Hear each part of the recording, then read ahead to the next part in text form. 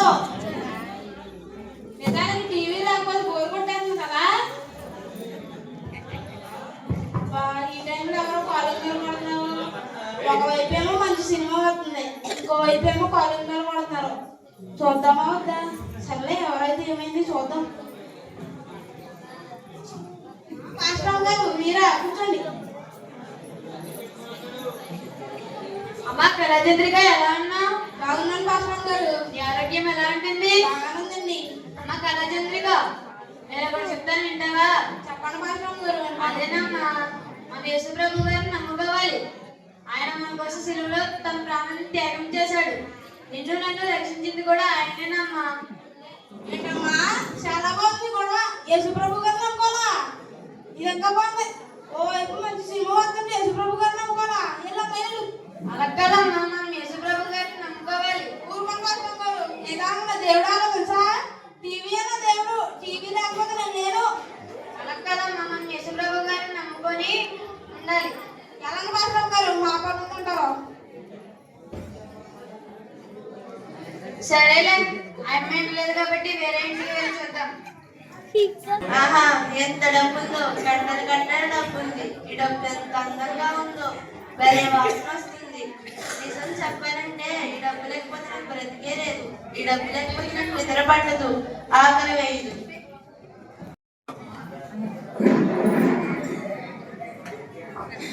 మా ధనచంద్రిక, చెప్పండి పాస్టర్ గారు. ఎలా ఉన్నావమ్మా? బాగున్నాను పాస్టర్ గారు. నీ ఆరోగ్యం ఎలా ఉంటుంది? బాగుంది పాస్టర్ గారు. అమ్మ ధనచంద్రిక, నేను ఒకటి చెప్తాను, వింటావా?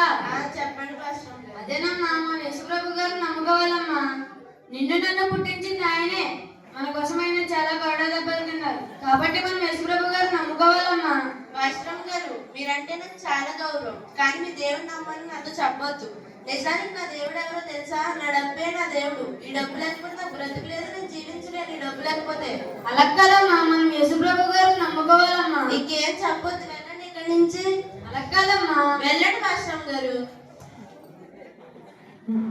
సరేలే, అమ్మాయి కూడా వినలేదు కాబట్టి ఒక ఇంట్లో నలుగురు ఉండాలంట. వాళ్ళైనా వింటారా? వెళ్ళి చూద్దాం. పాస్టర్ గారు, మీరేంటి ఎలా వచ్చారు? మీరు ఎందుకు వచ్చారు నాకు తెలుసులేండి. మీ దేవుడిని నమ్ముకోమని చెప్పడానికి వచ్చారు కదా. మీరు ఎన్ని చెప్పినా మీ దేవుడిని నమ్ముకోవడం అంటూ జరగని పని. నిజానికి నా దేవుడు ఎవరో తెలుసా? నా పట్టు చీరలే నా దేవుడు. చూడండి ఎంత మెరిసిపోతున్నాయో. బంగారంతో నేయించాను.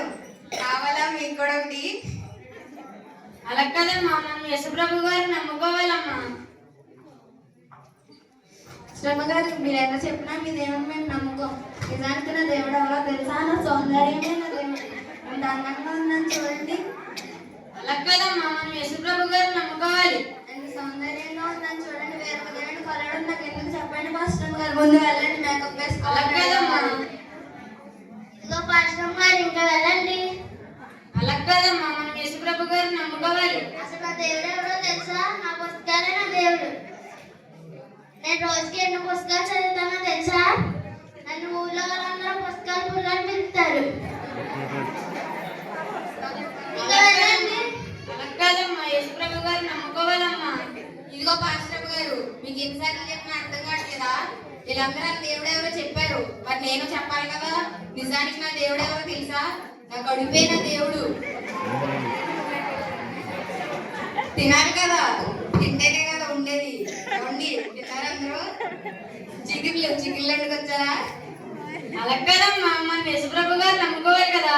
మీరు చెప్పకండి, మీరు ఎన్ని చెప్పినా మీ దేవుడు మేము నమ్ముకోము. వెళ్ళండి, ఫస్ట్ ఆకలి అయింది, మేము అన్నం తినాలి. కదమ్మా, నిన్ను నన్ను పుట్టించింది ఆయనే కదా. వెళ్ళండి, ముందు మేకప్ వేసుకోవాలి, రెడీ అవ్వాలి. డబ్బులన్నీ పోని ధర్మం చేయండి అమ్మా. ధర్మం చేయనమ్మా. టీవీ చూసి 3 రోజులు అయింది. డబ్బే నా దేవుడు అనుకున్నాను, టీవీ నా దేవుడు అనుకున్నాను. నా ఆస్తి మొత్తం పోయింది. ధర్మం చేయనమ్మా. ధర్మం చేయండమ్మా. నా సౌందర్యమే నా దేవుడు అనుకున్నాను. సౌందర్యం అంతా పోయాక తెలిసి వచ్చింది దేవుడు విలువ. అమ్మా, నా ధర్మం చేయనమ్మా. నా పుస్తకాలన్నీ పోయాక తెలిసి వచ్చింది.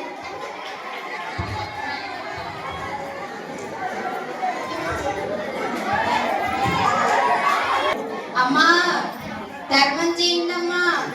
తిని 3 రోజులైందమ్మా.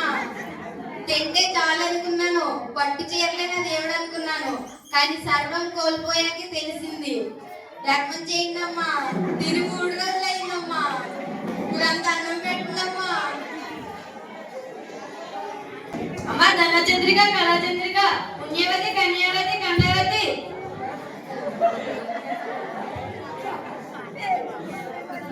అమ్మా క్షమించండి అమ్మా పాస్టర్ గారు. మీరు చెప్పిన మాట మేము ఏమీ వినలేదు. అవి ఏమీ వినకుండా మాకు ఇష్టం వచ్చినట్టు చేసాం. ఇప్పుడు అన్నీ ఏమీ లేకుండా అడుక్కునే తినే పరిస్థితిలోకి వచ్చేసాం. క్షమించండి పాస్టర్ గారు. పాస్టర్ గారు మమ్మల్ని క్షమించండి. మేడం డబ్బే దేవుడు అనుకున్నా, డబ్బంతా పోయిందేమో తెలిసి వచ్చింది దేవుడి విలువ. పాస్టర్ గారు మమ్మల్ని క్షమించండి. నా సౌందర్యమే నా దేవుడు అనుకున్నాను. సౌందర్యం అంతా పోయాక తెలిసి వచ్చింది దేవుడు విలువ. పాస్టర్ గారు మమ్మల్ని క్షమించండి. నా పుస్తకాలే నా దేవుడు అనుకున్నాను. నా పుస్తకం పోయింది తెలిసి వచ్చింది. అమ్మా క్షమించండి. దేవుని విలువ తెలుసుకోలేకపోయాం. మమ్మల్ని క్షమించండి. ఇవన్నీ మీకు స్థిరం కాదని నేను చెప్పాను. నేనైతే మిమ్మల్ని క్షమించను, ఆ దేవుడే మిమ్మల్ని క్షమిస్తాడు. క్షమించండి పాస్టర్ గారు, తప్పు అయిపోయింది. మీరు మారినందుకు నాకు చాలా సంతోషంగా ఉంది, కానీ ఆ దేవుడే మిమ్మల్ని క్షమించాడు. మమ్మల్ని క్షమించండి పాస్టర్ గారు. యేసు ప్రభువుని అడగండి, నన్ను కాదు. మీరందరూ యేసు ప్రభువుని అడిగితే మిమ్మల్ని క్షమిస్తాడు దేవుడు. అవును పాస్టర్ గారు మమ్మల్ని క్షమించండి. ఇక నుంచి మేము మందిరానికి వెళ్తాం, దేవుడిలో ఉంటాం. పదండి పాస్టర్ గారు. మందిరానికి వెళదాం. సరే పదండి, మనందరం కలిసి మందిరానికి వెళ్దాం. మనందరికీ ఏసే మార్గం, ఏసే సత్యం, కాబట్టి మనందరం మందిరానికి వెళ్దాం. రండి. యేసే మార్గం, యేసే మార్గం.